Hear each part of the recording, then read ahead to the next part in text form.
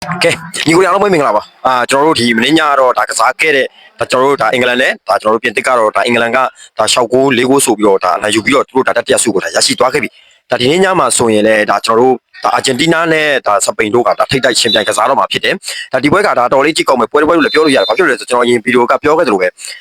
ဒါကျွန်တော်တို့ဒီနေ့ညဒါကျွန်တော်တို့ဒီအမ်ဘာပေကဒါကျွန်တော်တို့ဒီထဲမှာဒါနှလုံးသွင်းတယ်သူရင်ရရှိခဲ့တဲ့ဂိုးက10ဂိုးဒါကြောင့်မို့10ဂိုးထိဒါသူအမ်ဘာပေကဒါရရှိသွားခဲ့ပြီဖြစ်တယ်ဒါပေမဲ့လီယိုနယ်မက်ဆီကဒါကျွန်တော်တို့ဒီစပိန်ရဲ့ပွဲစဉ်မှာဒါကျွန်တော်တို့ဒီဂိုးသွင်းယူနိုင်ခဲ့မယ်ဆိုရင်ဒါသူနှလုံးပေါ့နော်ဂိုးသွင်းယူနိုင်ခဲ့မယ်ဆိုရင်တော့ဒါချွေပနက်ဆုအတွက်ဒါလီယိုနယ်မက်ဆီကဒါရရှိသွားနိုင်တယ်ဒါပေမဲ့လည်းနှလုံးဆိုတာကဒါကမ္ဘာဖလားဒါဖိုင်နယ်မှာဒါသွင်းဖို့ဆိုတာလည်းတော်လေးဒါခက်ခဲတဲ့အနေအထားတစ်ခုထိဒါရှိတယ်ဗျဘာဖြစ်လဲဆိုတော့ဒီအနေအထားတစ်ခုမှာဗျာကျွန်တော်တို့ဒီပြောချင်တာကဒီ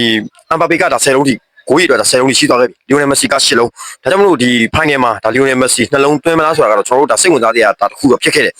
ဒါကြောင့်မလို့ကျွန်တော်တို့ဒီလီယိုနယ်မက်ဆီဒါဒီစပိန်နဲ့ပွဲစဉ်မှာဒါကိုသွင်းယူနိုင်ခဲ့မယ်ဆိုတော့ကျွန်တော်တို့ဒါအာဂျင်တီးနားဖန်တွေအတွက်တော့ကဲကိုဒါကောင်းမွန်တဲ့ဒါချွေပလက်စုကိုဒါလီယိုနယ်မက်ဆီကထားတဲ့တန်းရရှိသွားမှာဖြစ်တယ်ဘောလုံးဒီရောနံပါတ်1နေရာမှာလဲဒါကျွန်တော်တို့ဒီ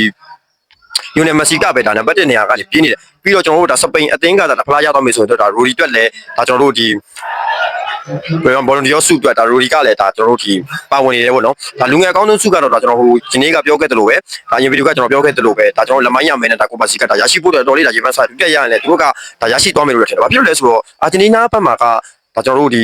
လူငယ်ကစားသမားဆိုတာကတော်လေးဒါရှားသွားခဲ့ပြီ။ဒါအန်ဆိုဖာနယ်တက်ဆိုရင်လည်းသူမရနိုင်တော့ဘူးเนาะ။ဒါကြောင့်မလို့ဒီမင်းညကတော့ဒါကျွန်တော်ပြောခဲ့တဲ့အတိုင်းပဲမင်းညတော့ဒါအင်္ဂလန်နဲ့ဒါကျွန်တော်တို့ဒီစပိန်ကအင်္ဂလန်နဲ့ဒါကျွန်တော်တို့ပြင်သစ်ကတော့ဒါအင်္ဂလန်ကဒါ6ဂိုးဒါ4ဂိုးဆိုတဲ့ရလက်နဲ့ဒါကျွန်တော်တို့ဒီတတိယဆုကိုဒါရရှိသွားခဲ့ပြီအင်္ဂလ